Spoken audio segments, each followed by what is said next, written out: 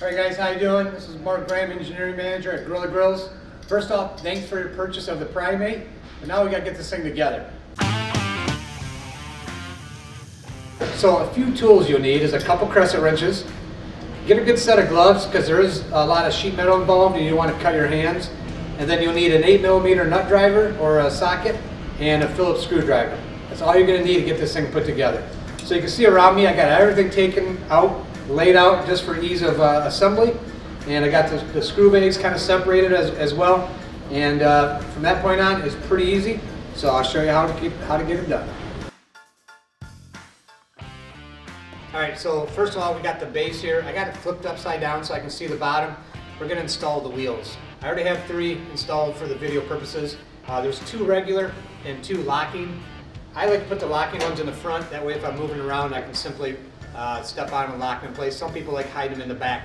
That's your preference. So simply put them in position. This is where you're going to use your nut driver and a washer and simply install your 4 screws.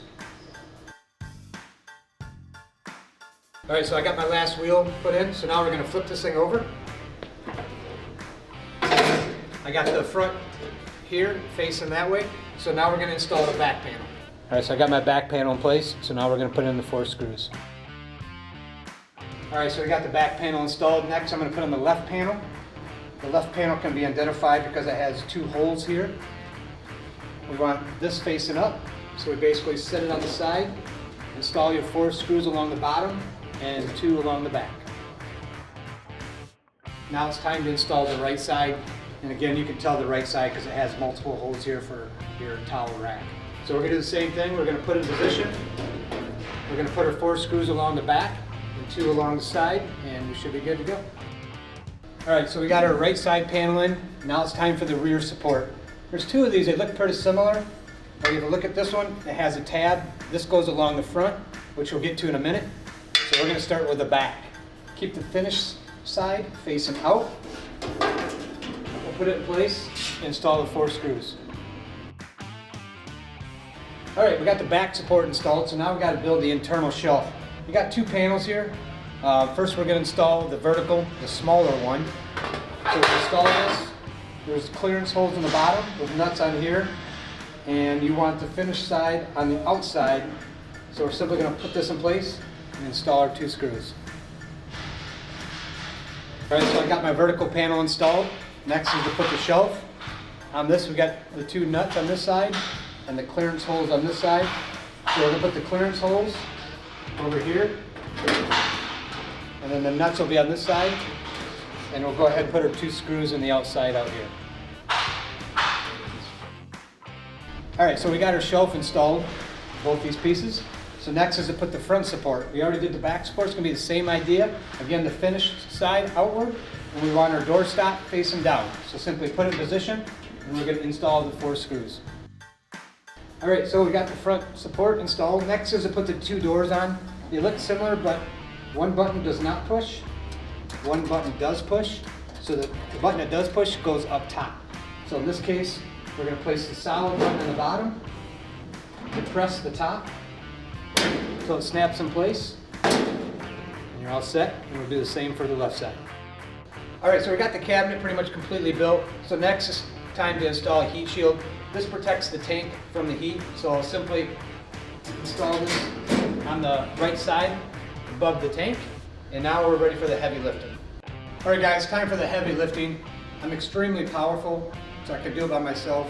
Actually I'm not, I'm old and I'm weak, so I'm going to enlist the help of my buddy down here. We're going to lift this up. When we set it on here, basically we're going to set it on the inside of this lip, position it so the 3 holes on each side line up, and simply add the 6 screws and we're ready to rock. Ready to go down? Let's do it. So we got it lined up. Now it's time to install the screws. Now it's time to install the tray that holds the grease pan. So we're going to use 2 of the smaller screws and install it right here.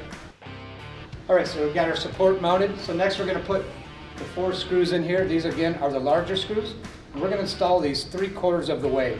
The trays actually have little keyholes in them. So once we get it 3/4 on, we're going to stick the shelf on, lock it down, and then we'll tighten them up the rest of the way.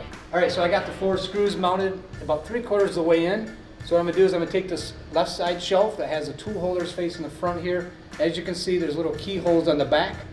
I'm simply gonna line that up, put them over top of it, and then slide it down, and then simply go in here and tighten these up. So now we're gonna install our paper towel holder. So we've got a little bracket here. We're gonna use 4 of the smaller screws and mount our bracket right on the front set of holes here. All right, so next it's time to hook in our regulator. So we're going to feed it through the grommet in the back. Put it right on the fitting. Tighten with our finger. And then secure it with a couple crescent wrenches. Get it nice and tight. Do not use sealant or anything on this. This is a press fit. So tighten it by hand, cinch it tight, and you're good to go. All right, so we got her built. Let's get some gas in this thing. So we're simply going to slide this in. Place it in the hole. There's a thumb screw here to secure the tank. And take your connector here. Install it hand tight, and you're ready to go. All right, so the last little accessory is your towel holder. This could go on either end. I'm going to put on this side. Simply put them in the slots here, slide them down, and you can hang your wife's favorite dish towel right here. All right guys, last couple things here. We got our lower grease tray. Simply slide this in place. And we got our grease for our griddle operation. Simply slide that in over here and you're all set. All right, there's a couple ways you can run this grill. Obviously it's a gas grill or a griddle. So first I'm gonna show you how to set it up as a gas grill. There's gonna be 4 of these flame tamers that go over the top of the burners. And there's gonna be 3 of these grates that go over top. All right, so obviously the other setup here is as a griddle. So when you're doing that, you want to get everything out of here. So make sure you remove your flame tamers. All those need to be out of here so just the burners are exposed, all right? Then all you do is simply put your griddle in here. Making sure your drain is on the front left side next to the exit, and you're ready to roll. All right guys, took about 30 minutes to get this thing together. You're gonna love this machine. I'm telling you, this is a fun grill. Breakfast, smash burgers, dinners, it does it all. Pretty simple to put together. Cabinet, throw the beast on top, throw some trays on there and a few accessories and you're ready to go. Just make sure when you set it up, you follow the instructions between the gas and the griddle operation to make sure it performs properly. And what you have to do is season a new griddle. So there's going to be a video you can watch on that because this plate needs to be seasoned. It's very important for that thing to last. So with all that being said, thank you and hope this helps.